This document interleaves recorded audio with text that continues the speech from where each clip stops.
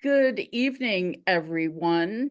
Welcome to tonight's webinar presented by the National Stuttering Association's WeStutter at Work program entitled The Unscripted Voice, Thriving with a Stutter, Moving Pressure to Presence. I'm Pam Mertz. I'm a member of the National Stuttering Association, and I'm very proud to present tonight's facilitators for tonight's session. I will introduce them in just a moment. As always, I want to go over very quickly our ground rules. Tonight's session is being recorded for those that are either unable to make it or would like to be able to view it again at a later date. There will be time for questions throughout, and our facilitators will share how they would prefer to handle questions. You can choose to ask questions the old-fashioned way, either by raising your hand physically, or you can use the react button down on the bottom of your tray, where you can use the raise hand icon, and then you can also use the same icon to lower your hand. We will also encourage, if you have questions, you can also write questions or feedback in the chat, and one of our WeStutter at Work committee members will be monitoring the chat for questions throughout. At this time, I would like to introduce our moderator and our panelists. So I would like to turn it over to Caleb Brown. Caleb, take it away. Thank you, Pam, so much. Hey, everybody. Really excited just to be here. It's a really great day. It's the International Stuttering Awareness Day. And just really excited. We have some really great panelists. Before I get into that, I just want to share with you guys a little are new NSA, people who are joining us today, just about what we're about. Let me get to my thing. The National Stuttering Association is a nonprofit organization dedicated to bringing hope and empowerment to adults and children who stutter, their families and professionals through support, education, advocacy, and research. And then what we do at the WeStutter at Work program, we are dedicated to people who stutter. We help them achieve career success, such as practice interviews, job interviews, like webinars like these, career profiles, and employment education. Also, just a little bit about the host, about myself. Again, I'm Caleb. I started as the Oklahoma chapter leader, and then slowly transitioned after school, after college, to the WeStutter at Work committee. I'm a lifelong person who stutters, and I have experience at some major like retail positions and also sales. And so, from enough of me. Now I'm going to introduce you guys to our two wonderful panelists. If you guys want to introduce you guys yourselves, I'm really happy that they're here. You guys can go ahead if you guys would like. Awesome, perfect. I can go next, Caleb. What's up, guys? I'm Khalid Davis. I'm currently a graduate from UC. I've been in the NSA roughly a year or two, based in Ohio, Cincinnati. Been the banking route roughly 3 to 4 years. Also skills as well in high school. So I'm glad to be here. Excited. Nice. Hey, everyone. I'm Kyle Perry. I am out of Indianapolis, Indiana. Lifelong stutter. Have worked in sales, in marketing, healthcare, and now work in software as a customer success manager. So got plenty of experience dealing with a lot of fun, interesting conversations, both with employees, managers, customers, all that sorts. And I think we got a question in the chat. I am a big Colts fan. First time in a long time, the Colts are good again. So I'm gonna be just reveling in all of our success. And my IU football team is also #2 in the country. So life's pretty good for me being an Indiana football fan. Nice. Also, I went to University of Oklahoma Sooner, and I'm a big Cardinals fan too. So we're not looking so hot, but just trying. So next, I want to talk about. I'm sure we all just an overall webinar guidelines. If you guys please just stay on mute during our presentation. If you guys have any questions, just please use the chat function. We'll be happy to just answer them. We also will let you guys know after when the recording is available. Just because please just be respectful. And then also happy International Stuttering Day. This day is really special for me, so I'm sure obviously it's special for all of you guys. So how you guys are celebrating, hope you guys are just having a great time, and how you guys can celebrate, how you guys choose. So our next for the agenda for today that we're going to be speaking on, as we all have experience, both our panelists have experience in cold calls, presentation and pitches, networking, role playing, training, and the burnout risk. I feel like these are all things that people experience in corporate America. It's a different level of playing field when you're working in big companies and with major people and just all across just a large company. I felt we all have dealt with presentation and pitches. So just high stake moments. It's people you're having to present in front of a large group of crowd, having to present in front of CEOs or executives. Those are all extremely high intense moments. I know for me, just working at Apple, also working in the finance field, I was prior to my job now, or like a little bit after, I was working in a gold and silver company. That was really a game changer for me because I'm having to deal with high pressure situations,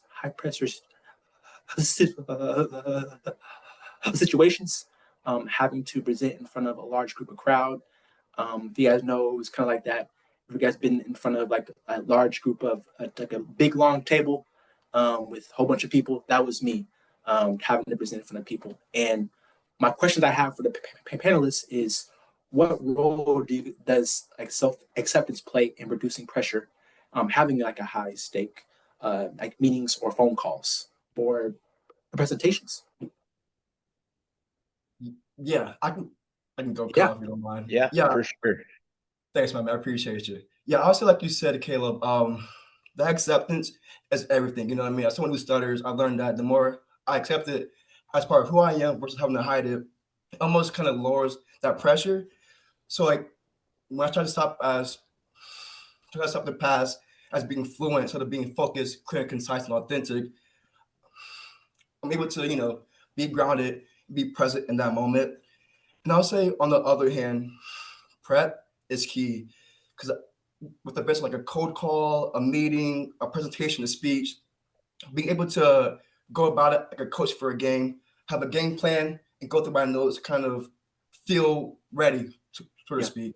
And for me, that builds that trust in myself, have that strong foundation in the weird way. But to be frank, like, the more prep that I do feel, the more I can focus on connection rather than perfection. But it's kind of my little spiel. Yeah, I also want to commend. I know you got the chance to talk a little bit, but just being a vice president of your school when you were in college. Exactly. And how has that can you talk a little bit about that as far as, man, how was your presentation for speeches? Because I know for me, okay, like when I had to do a speech for like my internship, Exactly. I had to, one thing I really focused on for myself was, hey, I'm going to practice in front of my roommates at the time, and I'm going to practice like three, four times and give some honest feedback from them. And how was that? Did you ever have? How was your practice as far as Yeah, with speeches? You don't be asking. most definitely. That's a good question. So I would say my first ever big speech was in front of the whole freshman class of roughly 8,000 kids, so to speak.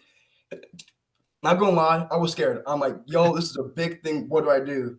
So I remember that week before, it was a grind. I'm talking like calling my mom, going through my spiel, my dog as well, like kind of being comfortable of, my speech and whatnot, calling a friend, talking to the mirror, being comfortable, being uncomfortable. To be frank, it was scary. I mean, even though I felt, prepared, I was out there still, shaking, sweating, nervous. But like you said, like you mentioned earlier, it's a grind, I mean, really going all in, like it's a grind, like calling a friend, a family members, being able to be comfortable with my piece went a long way with either a meeting I had yesterday or even giving a speech to X amount of kids.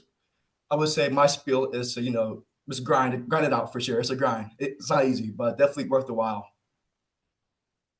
No, that's an awesome point. Caleb, I think you're on mute, my man. Oops, so sorry. Uh, Kyle, what about you? Did you? I Yeah, know being no, like in a customer success manager. I mean, man, that's yeah, kind of similar to Khalid there. The preparation is key, especially with pitches, cold calls. I'm not a big script guy. I yeah, feel like scripts, especially with stuttering, it kind of makes me feel locked into a Mhm. certain, words I have to say and doesn't give me the flexibility or the freedom to, if I feel that stutter coming up, I can't pivot to a different word or whatever. So the preparation is key in knowing what your main points are, what you really want to portray, what you are trying to get across, um, and then hammering that home in the preparation of, finding multiple ways to say the same thing. yeah, So if one doesn't work, you've got the other two kind of holstered in your back pocket to bring up. yeah. Kind of similar there. I was actually a student coordinator for IU's orientation program. So for 10 weeks, I would get up on the stage in front of, you know, definitely Dang, not 8,000, but hundreds of parents, students, Oh everyone, and yeah, kind of welcome them to IU. And, you got the little speaker with the thing over your mic. And so yeah, you're also trying not to stutter and have that mic catch those loud blocks or exactly. repetitions. So for me it was it was horrifying the first time. It was terrifying, but once you kind of do it once, you're like, all right, that wasn't too bad, and then you do it a couple more times and you're like, man, I'm in this flow. And the self-acceptance piece, I also like to put that out to whoever I'm speaking with. If it's in a boardroom, to CEO, CFO, a bunch of board members, or to a bunch of new incoming IU students, I kind of say, hey, just so everyone's aware, I do stutter. It kind of sounds like a broken CD sometimes. So if you hear it, if I'm not going to get mad if you interrupt me or kind of say, hey, can you ask that or say that or explain that again? I'm happy to do it.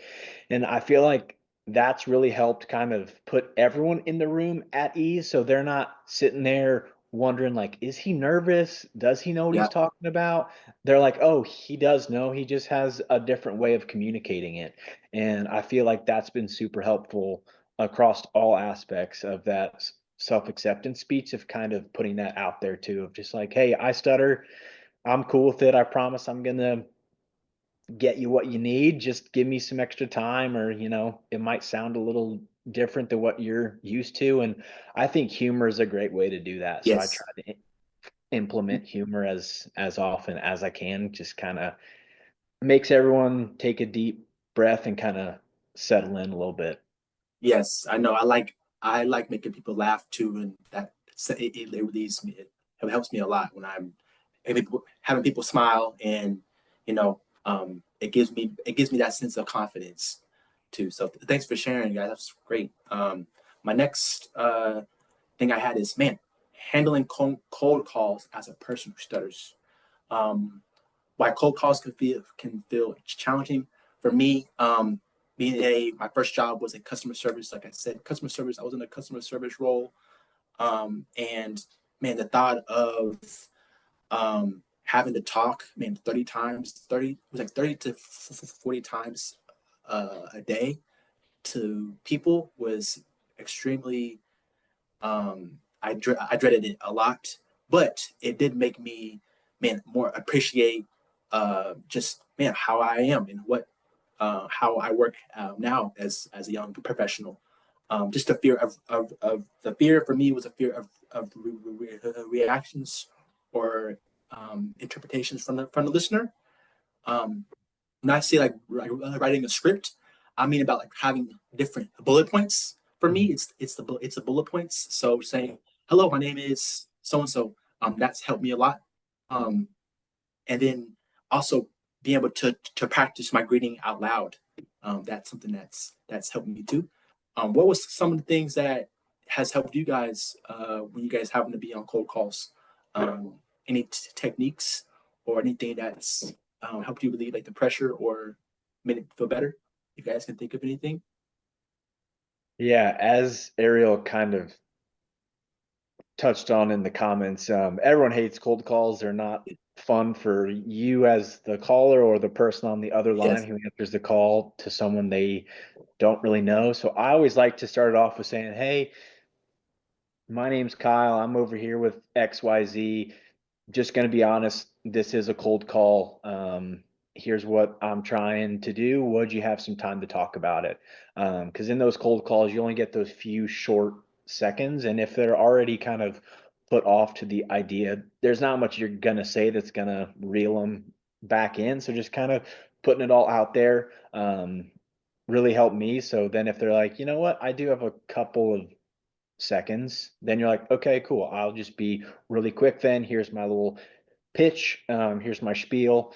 And then go from there. We got And a question in the chat. Sorry, I didn't mean to interrupt. We got yeah, a question in the chat, I so believe.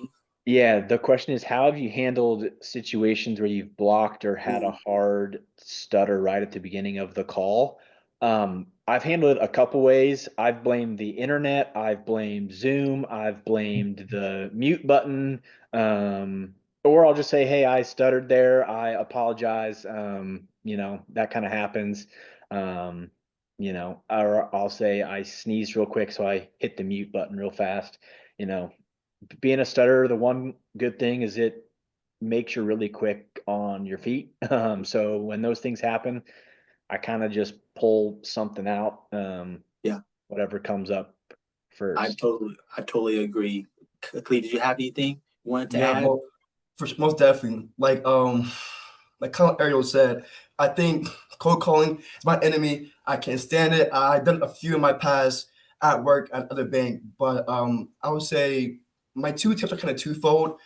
First, like you mentioned, Caleb, I have two kind of note cards. One's more mentally, one's for the call. So I realize sometimes my brain moves too fast and my words kind of like come out of my mouth, so to speak. So like having those notes, like mental notes, like Khalid, breathe, calm down, you're fine. My light just turned off. You're fine. You're golden. It's more of that self-assurance aspect. And the other kind of side is like you mentioned, like bullet points, making sure that I know my agenda and how to go from there. But just ensuring that I got my two note cards for sure goes a long way for me. Yeah. Also was gonna ask, man, do you guys when you guys do cold calls, are you guys like when I was doing my customer service, we had laptops that came through the phone, and that's my dog. I apologize. So that's my. But would you guys have like a headset or was it a phone? I think I did both headset and it kind of depends on like the job where I was at, Yeah. but I'll say probably like 80% phone, 20% like a headset. Yeah, I would have like a little headset where I was like, okay, answer the call. I did free up a lot of my anxiety, a lot of like, man, just that free hands, like being able to have Exactly. that free hands ability. Exactly. Yeah, I think the headset or like on the phone is easier. Sometimes if I was having a bad stuttering day, I would just stand up and walk or like grab a stress ball or, do something with my body to try and like get my brain not to really think about the stutter and like move or, s- look outside and kind of pay attention to the birds.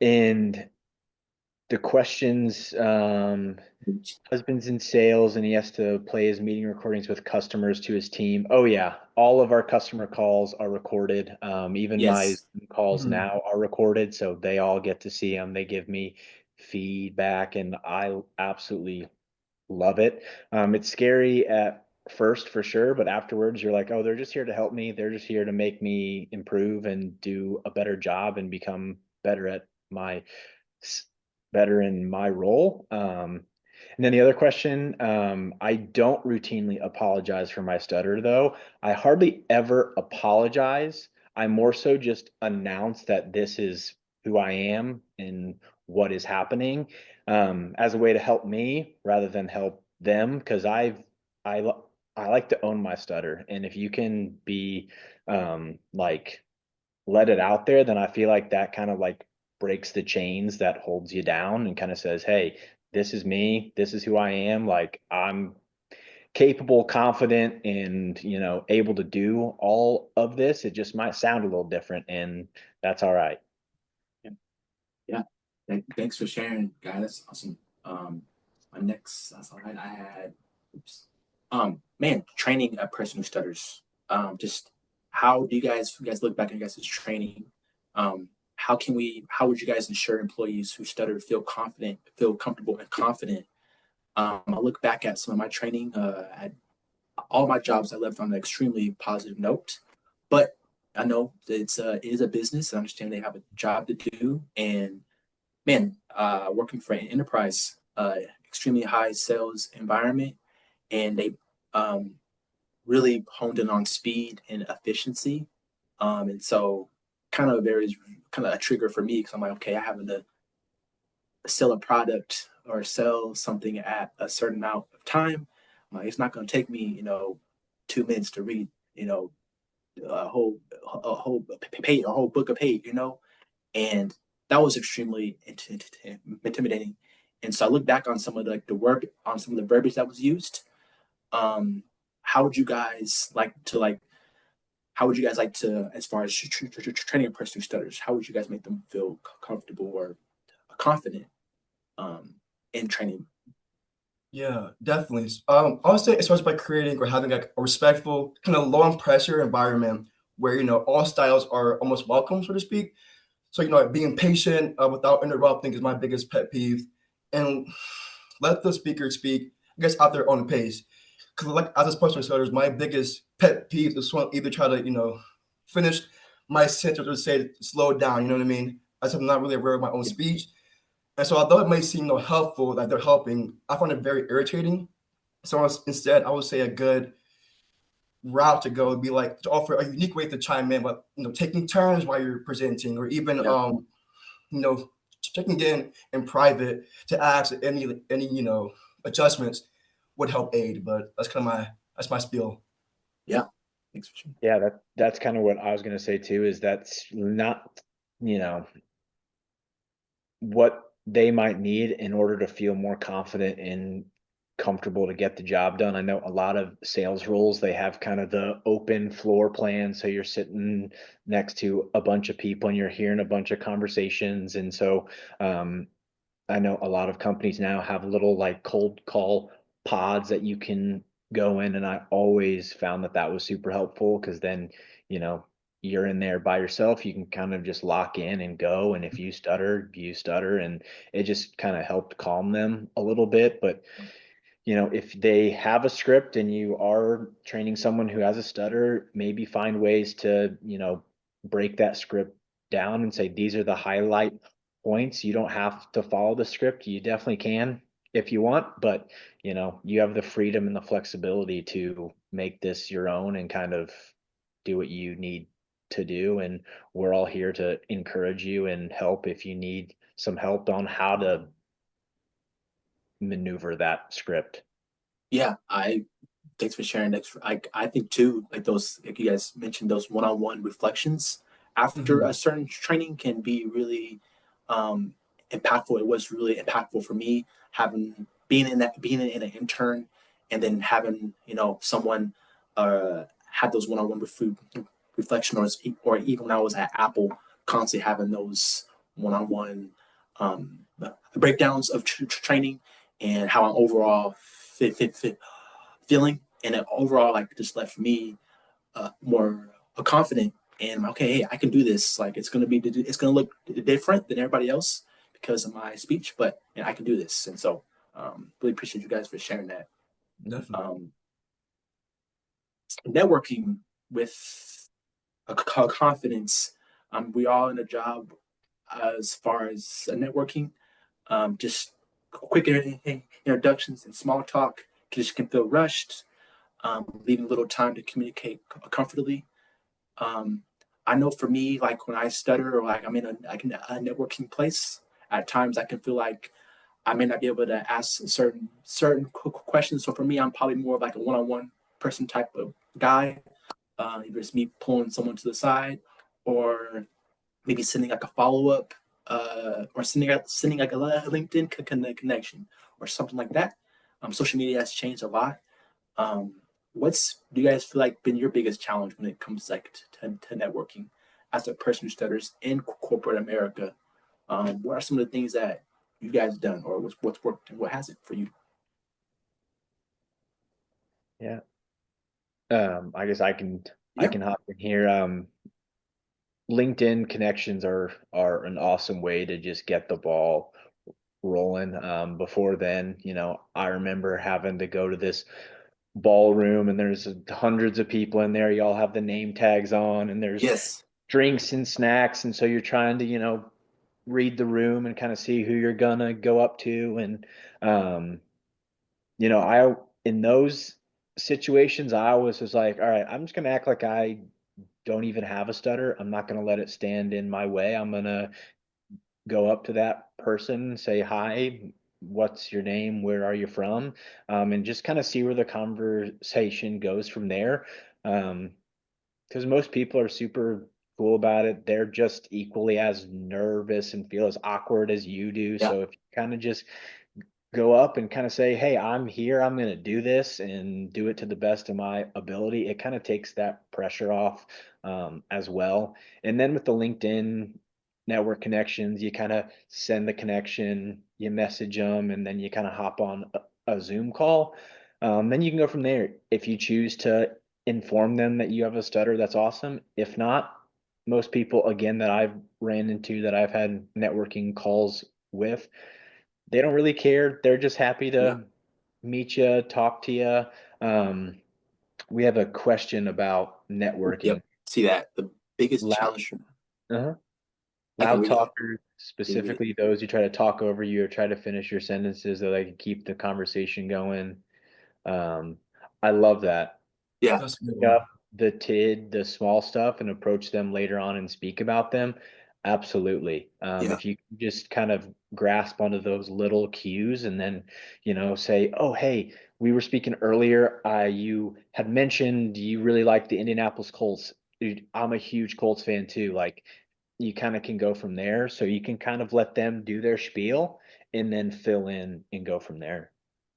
Got another question. How has your stutter shaped you to make you better at your job? That's a good question. I can kind of Yeah. hopefully figure this one out. But I would say for me, as someone who stutters, I have to really hone in on that connection piece with all by being either authentic, empathetic, and also be intentional. So, like for example, like the real connections comes from listening, being genuine, and not having that perfect spiel approach. So, like in those corporate settings or at work or whatever it may be, like these skills really build trust with clientele, even the team, inspire confidence, and you and the whole organization as a whole. And so, like my mantra I tell myself every time in the workplace is that my fluency may vary, but that bonding connection is what leaves that true impact to others and my team. absolutely. Just to piggyback off that, the empathy piece, the understanding, the authenticity piece is huge. I think it's made me easier to work with. Easier, like I'm always my coworkers' biggest hype person, because it just kind of makes you more celebratory for others, more empathetic, more authentic, and then you kind of you've had to learn throughout life how to navigate situations a little more in depthly than others might have. So I feel like I'm a lot quicker on my feet. I'm more thoughtful in my responses and in my answers. And because of stuttering and needing to switch words, phrases, I think I've become a lot more knowledgeable in the topics that I talk about because I feel like I need to be able to do that. So I feel like that's also helped me out a ton. Ariel commented, in a world where so communication is AI generated, sharing something so personal and unique makes you form so much authentic connections. I totally agree. I mean, and Yeah. AI is AI is everywhere now, y'all. So Literally. There's speaking to kind of that, there's been times where I've said, "Hey, I do have a stutter," and they'll instantly be like, "Oh, my niece has a stutter, or my nephew has a stutter." And it's like, "Oh, that's awesome." And then they instantly change what they were coming in for, and they just become, and that connection just becomes even deeper, and that conversation becomes even easier.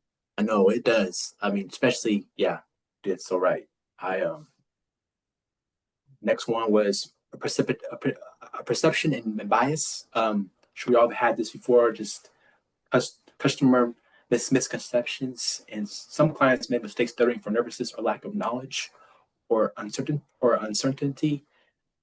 Just overall manager expectations. Supervisors like just may worry about a person who starts handling calls, handling big meetings, client facing roles. You guys just to talk about how have you been able to correct somebody, or been your overall just your experience, if you guys had being in the job field, misconceptions in corporate America, and how have you dealt with it professionally? Oh, yeah, that's a good question actually, because I've been in roles where I had to give like a huge talk to the CEO or a huge team, but what I come with the mindset is that you can teach any role to anyone, but we can't teach his character. So I come with like I guess like we're under a approach where like I know I'm genuine, I'm Khalid, but that kind of meet the people where they're at. You know what I mean? Come in every role or meet and conversation with the goal to connect and not to get something out of it. I realize like whether it's when I'm in a predicament with a client or with my team, just coming in with that kind of what is it? Kind of with that connection aspect goes along with any route it may go. Yeah, dude, that's so right. Thanks for sharing that. I mean, that Of course, authenticity is something that's like, man, it goes a long way. People remember how you how you treat them. So thanks for sharing that, Khalid. most definitely. Yeah, this is definitely the one that I've struggled with the most, out of all of these, and it's because I've always, to nobody else except myself, I've always just wanted to beat the perception and beat the bias. Exactly. And so maybe that's over preparing or doing much more than was needed just to beat these. And then a year or two ago, I bombed a presentation, and my manager was just like, wasn't mad, wasn't upset, was actually excited because it was like, "Hey, you learned so much from this." And I was like, "You're so right. I did. Like, I learned so much more from the times I maybe slipped up or the times where I didn't didn't get it perfect. And so when that happens, it kind of gets you excited because you're like, man, I learned a lot from that. And that kind of eliminates the self-doubt. Because if you're like, hey, I'm okay with not nailing this every single time. And if I don't, I'm going to learn and I'm going to move forward and I'm just going to keep improving a little bit each time. And then over the time, it kind of just becomes easier. And, I've been blessed with good managers who, have worked with me on, hey, we might have to move expectations a little bit just to make me feel more comfortable and confident. And, as long as you're getting the job done and doing what you need to do, I think most people can understand now that there isn't just one way to do that. So true. When you bond, I mean, you don't have to share a lot, but how long did it take you to bounce back, or did it like how long did it take you to bounce back, if that makes sense? Like did you It like, took okay, man? So, it was actually my manager. So we record all of them, and she was reviewing it, and she had messaged me like, "Hey, let's meet to go over this." And of course, right as that happened, my heart sunk, and I was like, "Oh, it's all over." Yeah, And she was like, "I'm so proud of you. Like you handled this so well, even though it didn't yeah, go well. The way you handled it was awesome. We learn from this, and you're not gonna win every single time, but the way you handled kind of the muckiness of that call was awesome. And so once she said that, I was like, you know what, like that was the light bulb coming on. That was the switch for me of like, hey, even if it doesn't go well, how I handle it, how I control what I can control is all that really matters. yes. And that's kind of what I've taken and gone forward. Managers play a big role, I feel like, for people who stutter in, corporate America. I mean, it can play so much role. It played a role. It's played so much role in my life, and so, and thanks for sharing. Thank you so much Mhm. for sharing that. Um, Man, time pressure. We all have dealt with this. When we start to have the opportunity, we have the opportunity to to change the speed of things and allows the society to not feel less rushed. Easier said than done as far as being in a sales role, but or being in a high role that requires you speed. Corporate America, we all know how that goes. What do you guys think is one small change a manager can make, in such as in meetings, or how they can be contributed in the space fully? People stutter can contribute fully. I just know for me, in the past meetings, or trainings, I've kind of felt like, man, like I'm kind of in the speed rush of trying to get answer answer a question, or trying to make my role plays a lot better. Just how has that been for you guys as far as time pressure, and what strategies has helped you guys not feel so rushed or able to speak quickly? Yeah, for sure. I think I have a question. We got a question. Um, yeah, Cleve, you can go first, and then we'll answer Travis. Okay, perfect. Yeah, I would say it starts by, slowing the pace, the conversation, and inviting that input intentionally. Like I've been in roles where it's been very, rapid fire, like go, go, go. What are you gonna do? But I thought just having a pause after each topic and say, hey, let's take a moment. Does anyone have any questions or anything to add? I find like that small shift gives people come up with that the segue to gather their thoughts and speak without that pressure back of their head, and it shows that what you say matters, not how fast you have to say it. Yeah, And I feel as if that whole vibe fosters like an inclusion, respect, and also that confidence for all voices in the room. That's kind of my thanks for spiel. sharing, Luke. Of course. Um, oh, sorry, I had insight. Yeah, Travis, you want to answer? We can answer your question. Well, it was kind of going back to what what you were saying about like about the time. Like I feel like I don't necessarily know if it's like disclosing to like to everyone that you're a person who stutters, but at least letting the manager know. I mean I'm fine with disclosing it to other people and everyone, but I feel like if everyone has like an understanding of that, then that might in a sense allow for like that extra time, like you were saying in your question. Yeah, it's a great Absolutely. point. It's a great point. For me, in that, extra time and that, um, I like when managers carve out space for me or for anyone rather than it kind of just being a free for all. Because I feel like as people with stutters, we are all a lot more hesitant to interrupt because, we don't like it when people interrupt us. So we always wait for people to finish what they're saying, and then go from there, which then can lead to us being, kind of lost in the shuffle. So I've always appreciated a designated chunk of time.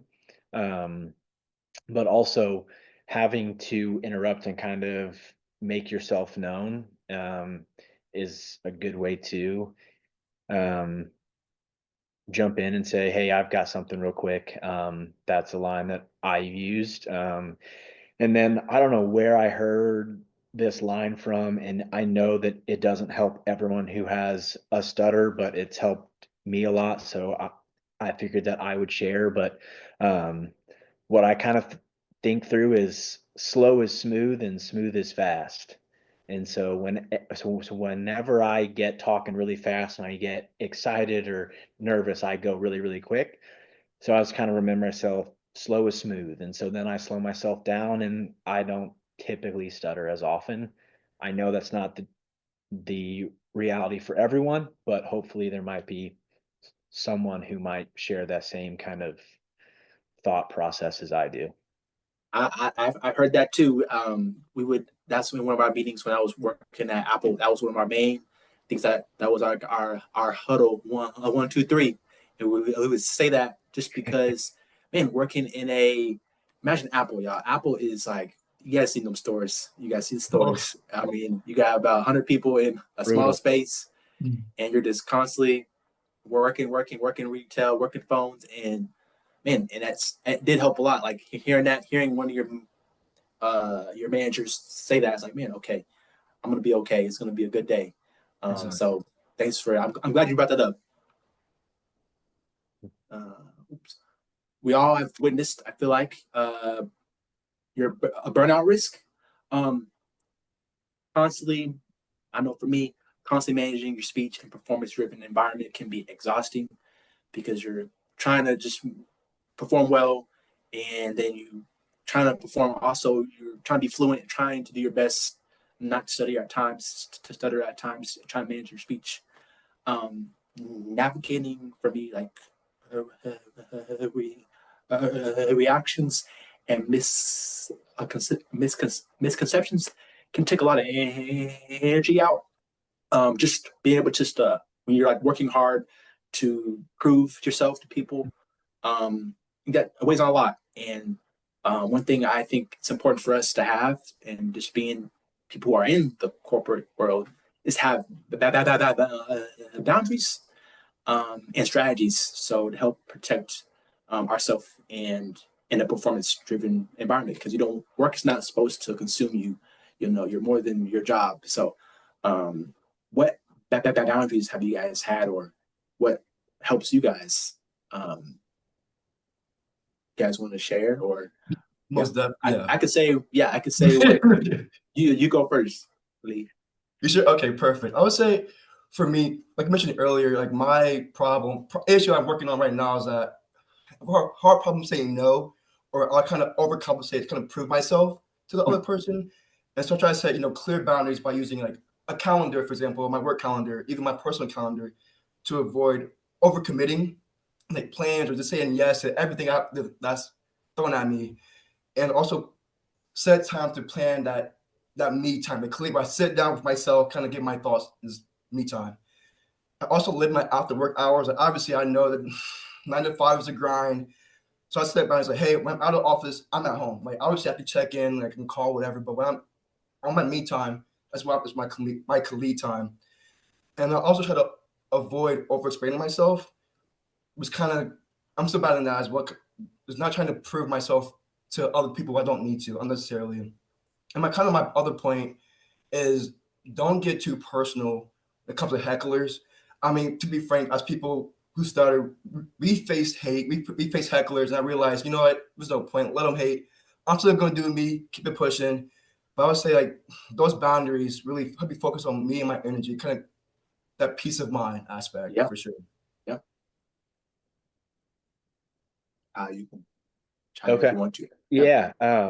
Just to go off that calendar idea, that's an awesome one. I kind of also will say, like, if I'm in cold calls or if I have back-to-back meetings, I'll block off time so customers can't schedule or anyone can't schedule, and that's kind of just me time, whether that's, you know, just answering emails or just kind of turning my voice off for that hour, for that half an hour. Really helps in those days where sometimes things are super busy and you're on back to back to back to back customer calls and your voice is just working for hours on end. I'll proactively kind of see that and kind of go, hey, I'm going to block off this half an hour right after this call and I'm going to turn my voice off. The phone's off, the Zoom's like it's just off. So that kind of helps with the burnout. Um, and yeah, that's kind of my best advice for the burnout. No, yeah. I was gonna emphasize too. Um, if you guys have breaks, utilizing your breaks and getting some sun, that helps out a lot. Just walking around. I don't know. For me, I have the privilege of being remote, and so like I'm in the house all day on my computer. I'm gonna go get some sun and not take that 15-minute break. I always think sometimes a corporate culture can like you're just nonstop working 40 to 45 hours a week and you're not, you know, taking any breaks. That can be a lot. So that's what helped me a lot when I was in the corporate world. Um, And you can also give yourself self incentives. So like, hey, like after this meeting, I'm gonna go get myself a Starbucks coffee and a muffin, or I'm gonna go eat a donut Yeah. after the call because I've earned it. Stuff like that to where it kind of motivates you to get through it. Like you can say, hey, I've earned this walk or I've earned this break and I deserve it, and to give yourself some grace too, Yeah. if No, not every day is perfect. that's so true. All right. My next thing I want us to discuss is, finding work-life balance. Talked about a little bit, obviously, next slide, previous slide, but as a person, just be able to find that work and life balance. My stuttering can add a lot of emotional and mental demands, especially in the communication-heavy roles, which we are in. Just open communication with managers and coworkers helps reduce pressure and builds understanding. Um, for me, I really enjoyed when I was in the corporate realm. I enjoyed every every day. I looked forward to me running. Every day after my work. That's what kind of relieved me of having that balance every day. I kept it really consistent. Still, I'm still working on still, but I definitely have a good blueprint. And yeah, didn't know what some of the things you guys, some strategies you use, or I also don't take my. I try to leave my work laptop or try to take to take a break from my remote work from home. So it's either being able to close my laptop and again just totally shut off my work laptop. That's smart. I need to do What I that. do. That's smart. Yeah. But Was there I'll say, oh, my fault. Perfect. I'll say for me, I have a word approach for this. So every day I try to get at least like 3 wins, a physical win, a mental win, a spiritual win. So like you said, I love to run as well, Caleb. If it's running, clean training for a marathon, it's going okay so far, but Let's go. running a Ooh, lot. What'd you say? good. Let's go. Good. Oh yeah, tomorrow It's locked good. in. Locked in. Love it. That also lifting, like having a space where I can like physically just know that I'm engaged. That makes sense. Second is spiritual. So I meditate every morning before work. I wake up, meditate, make sure my head's clear, kind of get my bearings running. And then lastly, mental. I love to read as well. I try to read at least a book every other week, some more or less, but I love to read as well. Kind of have a space where I know I can just be physically in the zone. Those are my kind of my two or my three ideas. Okay, Thanks for takeaways. sharing. Thanks for sharing. I Of course. appreciate it. I also took advantage of this app. It's called Todoist. It's an app on your iPhone. It's really cool because you can carve out some of the tasks you want to accomplish for your weekend or for after the day, and it's a really good app. So I can figure out what I can try to drop in the chat, but it's a really cool app to use when you're not outside of work and want to get things done and want to take care of your mental health. Most definitely. Kyle, do you want to add anything? You kind of No, already. I mean, I'll just be quick here to highlight what both y'all said was close that laptop, turn off those Teams, Slack, notifications, and then go do something, whether that's, ceramics, running, walking, hiking, biking, video games, whatever your hobbies are. Kind of make a clear break in your day of, hey, my work's done, I'm shutting it down, and I'm gonna go do what I enjoy. I think that's the best way to do it. Yeah. Now, favorite part, open discussion. Does anybody have We've got anything a they want to couple questions in the we got, chat. oh, we do. Okay. Yeah, we've got Oh, two. I guess we'll start from the first one. It's if you've been in a position where you've had to be confrontational regarding advocating for yourself, how have you handled that / worded that? ooh. I feel like we've all had plenty of times where we've been in this situation, and for me, the older I get and the more experience I have, I guess I wouldn't use the word, confrontational, more than I'd use the word honest and kind of saying, hey, this is me. We're all not perfect. This is what I am. This is who I am. I ex, I accept that. I embrace that. But you kind of have to be a little stern with them and say, hey, if you're not getting what you feel like you want from this, we can talk through other options. But I promise you, I can get you what you need. I'll throw an example out there. A couple days ago, I was on a call with a pretty angry customer, and I was trying to be as nice and empathetic as I can. And she was like, "You're really putting emphasis on some of your words, and it's coming across as kind of rude." And I was like, "Hey, I am so sorry that that's what you're experiencing. I do have a stutter, so it can come out in that way." And then I asked her, besides those emphasis on some of my words, have I been rude in any other way? And she was like, absolutely not. And I was like, okay, good. So kind of we laid out the groundwork and moved on from there, and everything was fine.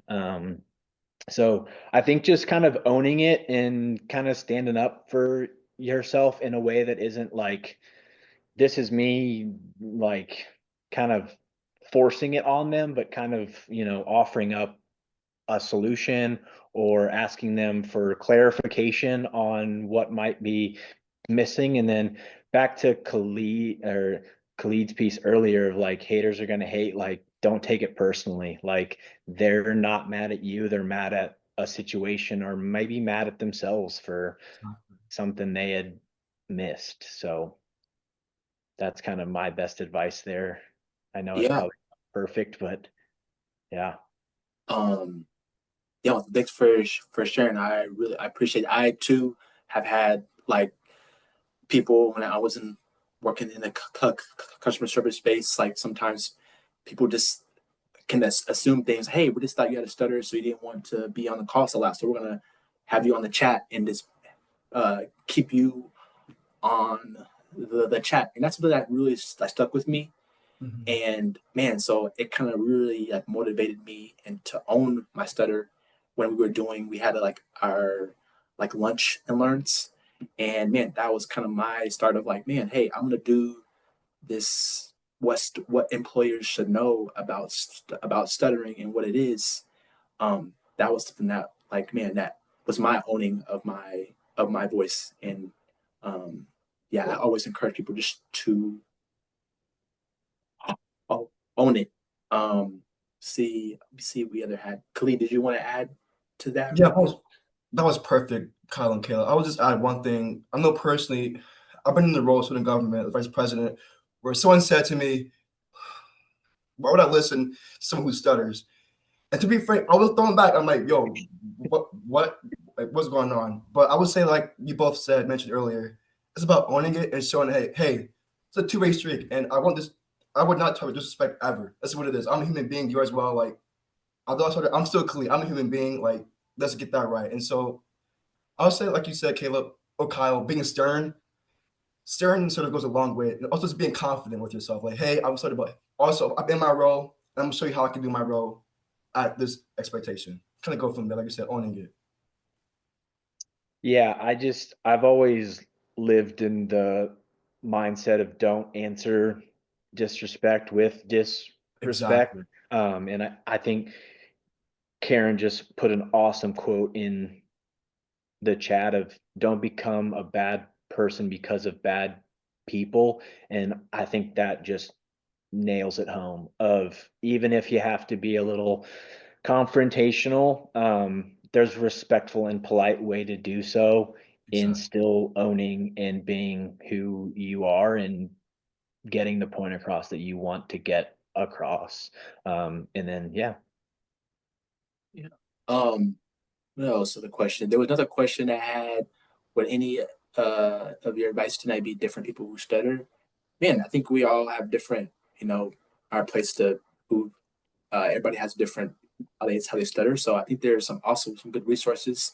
So like the NSA. If you check out the NSA Connects session, you can.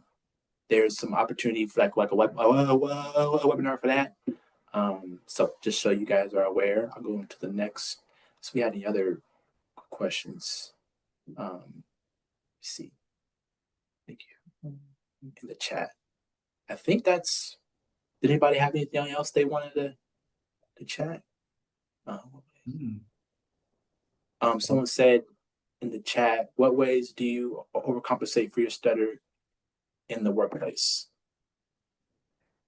Yeah, I think sometimes I over prepare. I over, try to make sure that my preparation is as good as it can get.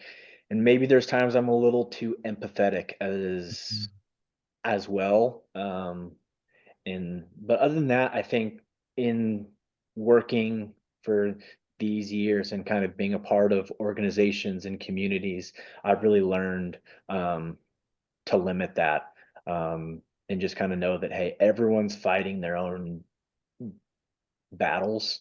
Nobody's perfect. Give yourself some grace and some acceptance, and I feel like that's really helped kind of prevent me from way overcompensating in those areas. Yeah, for sure. That's I've smart. also like have had experiences where, man, I have prepared for something or prepared for talking to somebody who has prepared many times to say their name in front of people, or times we had to, um, it gets too much where it's like, okay, like I'm having to, practice saying my name over and over again. And it's like, okay, I'm still going to stutter. It doesn't matter. I'm still going to have, I can practice my speech. I only in certain speeches, I may practice, 2-3 times, but there should be no way I should be practicing, 5-10 times a day for a speech, or for you know, for instance, it can be even like a speech for like a wedding or something like that. I'm not gonna practice a speech for a wedding. I'm not gonna practice for a speech for so much when it comes to in the workplace, or like that. So yeah. To Um, Gloria's chat that she just put in there, there are definitely plenty of times where I just wing yeah, things. I think it sure is. it was Muhammad Ali that said everyone's got a plan until they get punched in the face. And, there's times you go into a cold call, a customer call, a meeting with an employee, your manager, and it goes the complete opposite direction of where you were thinking and where you Yes. were practicing. So I Yeah. think that's a really strong point of being someone who does stutter is we're pretty freaking good at being able to kind of wing things and jump and kind of Yes. make things happen. Most I definitely. totally agree. Okay. I had one more. Please join our, by chance. Oh, I got another question. Oh, sorry, did anybody have anything that got one more question, John? Yeah, so on the whole deal of trying to overcompensate, oh man, do I overcompensate. I absolutely do. There is no means by me not undercompensating. When I overcompensate, take a look at this. I have a bookshelf. That's an awesome, I mean, Okay, that's awesome. Yeah. that's really cool. 1,000 books. I used to have 2,000 books, business books. I would overcompensate. My stutter's on the mild side these days, but I overcompensate by becoming an SME, a subject matter expert. I would overcompensate by being the person that someone would come to me to ask me questions, because I set myself up as an expert about topics, as opposed to me having to go to someone else to ask questions. Yes, I overcompensate all the time. I overcompensate to make sure that anything written, anything that I can control, I'm going to make as flawless as possible.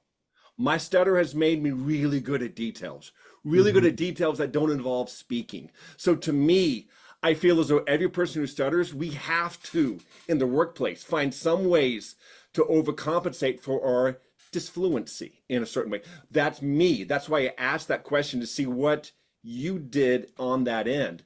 Because to me, I really, really feel as though I have to be twice as good to get half as much as someone else. And that means that I'm going to have to over prepare, just as Kyle talked about how over prepare. I'm 55. I'm older than a lot of you guys, okay? I've been in the corporate world for years, but I still over prepare. Because if I over prepare, I'm set for anything. But also on that end, I also don't go by script in life. I learn it and burn it. I so over prepare, I know my script up, down, left, right, so that when the script is gone, I can wing it. But you know what? We never really wing it, because we've always prepared, so that when we have the chance to speak, have the chance to give a toast, have a chance to do anything on a conference call, we are prepared because we have to. I'm sorry. That's the raw, hard truth. We who stutter, I really, truly feel we have to go above and beyond, but that's what makes us truly incredible to be hired for companies, is because we give a shit. We absolutely give a shit. We over deliver on everything that we do, because in so much of our life, and yes, I'm passionate about this. Why? I'm 55. I've been beat down for decades in my life, but I'm going to overcompensate, and I'm going to make sure that when I get the chance to shine, I'm taking that opportunity. And despite the fact that I may stutter, I don't care, because I know that the content, what I share, what I do, is going to be golden, because I've overcompensated. Off my soapbox. I'm done. Enjoy. Yeah. Thank you for that. Really great. I love Really that, John. great. That's incredible. Definitely. Yeah, I mean, there's a lot of different ways you could go with that. And I'm sure you've explored all of them.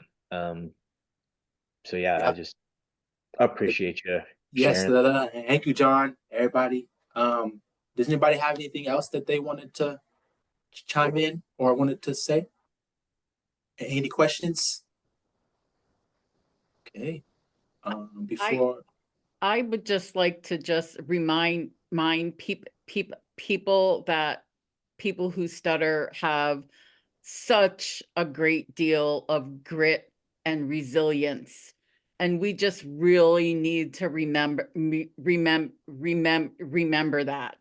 You know, we often think we can't do this or we can't do that, but there are so many things that we can do. And we have grit. And that is often more important than many other talents. You know, the grit to do things is often undervalued, you know, so it's just important that we keep that in mind. Yeah, Pam, that's awesome. And I think just to one up that of, anytime you say to yourself, I can't do that because I stutter, I challenge all of you to do it anyways. Mhm. And you're going to be alive on the other side, and it's probably going to help you out in a way. So I think to close out my thoughts is to challenge all of us that whenever we come into a conversation, a cold call, a presentation, and you say, I can't do this, or I'm scared to do it boldly, do it confidently, and watch what it does for not only your stutter, your confidence, everything about you will grow from that opportunity. And think of it as that, if anything, of like, hey, I have an opportunity to do something really cool as a person who stutters. yes, I'm pretty much we're the that. 1%. We're the 1%. Mm-hmm. Exactly. I'm glad you mentioned that, Kyle. I have a poster in my room that says to feel the fear and do it anyway. And that mantra drives me through every day in life. So I'm glad you mentioned that, Kyle. Yeah. Yeah. You as well, Pam. You. They have anything else that they wanted to share or add? Okay. I wanted to share. Got some really great things happening on the WeStutter Work LinkedIn. Just the overall WeStutter Work committee. So just encourage you guys to follow them. Follow us on LinkedIn. Get in the group chat. Learn about all the great things that's happening. Got some special announcements. So I look forward to seeing you guys join the group chat. We got some hint like some special announcements. A mentor, just overall, like if you're looking for somebody, just go through this professional stutters journey. We got that happening and it's coming. So yeah. Oh, we got one more question. You can go ahead if you like. Judith? Yeah. I think you're muted, Miss Judith. We can't hear you, Miss Judith. Can you take off your mute? I don't think she knows how to work the Yep, mute yep. button. 1 second. Oh.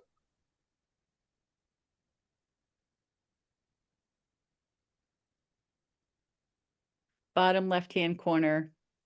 I have it. There you go. Can There you go. Can you hear me now?